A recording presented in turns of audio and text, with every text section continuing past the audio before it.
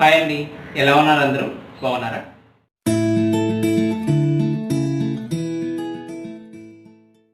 తెలుగు వాళ్ళందరికీ నా నమస్కారం. అదే కదండి మన సంస్కారం. మరి ఏ రకమైన టిఫిన్లో అయినా ఎన్ని రకాల చట్నీలు ఉన్నా అడిగి మరి మనం ఇష్టంగా వేయించుకునేది ఈ అల్లం చట్నీ. అంత ఇష్టం కదండి ఈ అల్లం చట్నీ అంటే మన తెలుగువారికి. అందుకని ఈరోజు మనం చేయబోయే రెసిపీ ఆల్ టైమ్ ఫేవరెట్ అల్లం పచ్చడి.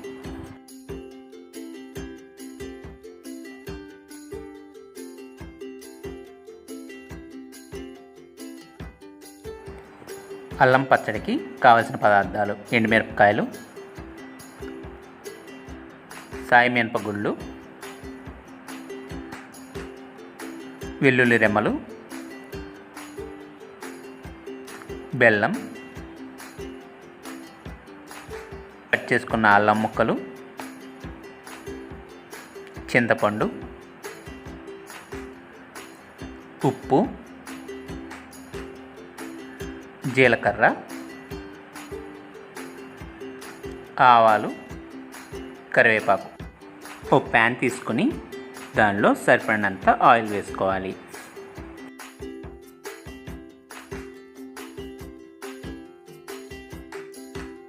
ఒకసారి ఆయిల్ వేడెక్కినాక సాయి మినపగుళ్ళని వేసుకోవాలి.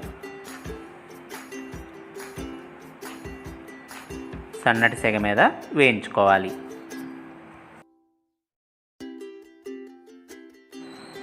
ఒకసారి సాయి మినపగుళ్ళు వేగినాక మనం ముందుగా కట్ చేసుకున్న అల్లం ముక్కలను దీనిలో వేసుకోవాలి.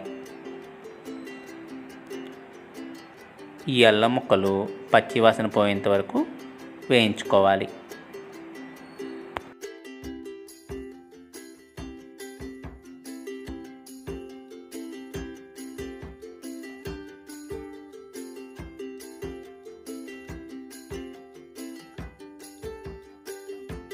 ఇప్పుడు కొన్ని వెల్లుల్లి రెమ్మల్ని వేసుకోండి.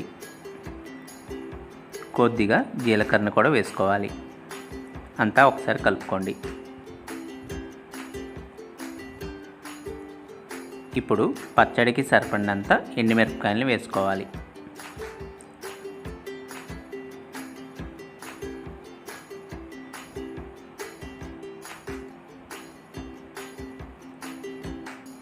కొద్దిగా చింతపండును కూడా వేసుకోవాలి.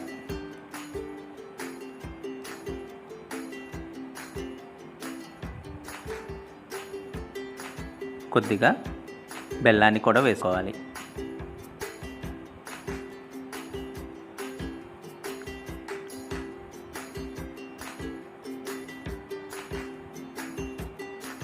కొన్ని నీళ్ళను పోసుకోండి.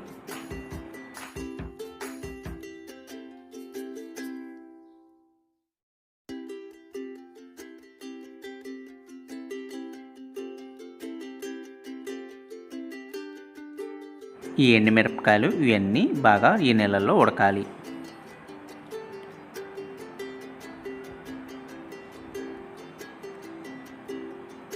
ఇలా ఉడికితేనే పచ్చడి చాలా టేస్టీగా వస్తుంది.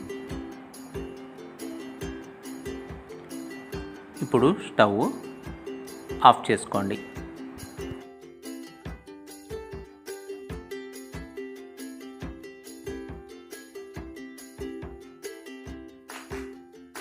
ఇవన్నీ చల్లారినాక మిక్సీ జార్లోకి వేసుకోవాలి.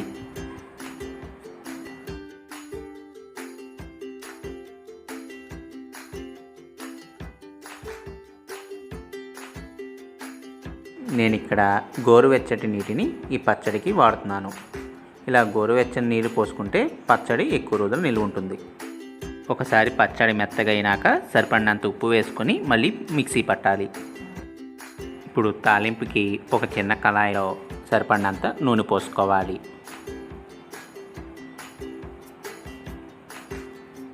నూనె వేడెక్కినాక దంచుకున్న వెల్లుల్లి రెమ్మల్ని దీనిలోకి వేసుకోవాలి.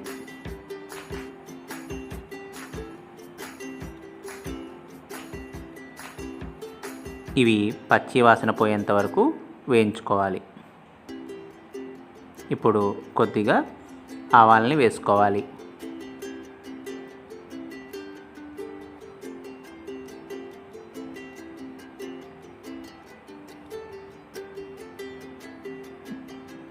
కొద్దిగా ఎండుమిరపకాయలను కూడా వేసుకోవాలి. ఇప్పుడు కరివేపాకును వేసుకోవాలి. తాలింపుని నూనెలో బాగా వేయించుకోవాలి. మనం వేయించుకున్న తాలింపు ఈ పచ్చడిలో వేసుకోవాలి. చూశారు కదండి, కమ్మనైన రుచికరమైన ఈ అల్లం పచ్చడిని ఎలా తయారు చేసుకోవచ్చో. ఈ అల్లం పచ్చడిని మిక్సీ పట్టుకునే కంటే రోట్లో రుబ్బుకుంటే ఇంకా చాలా రుచికరంగా ఉంటుంది.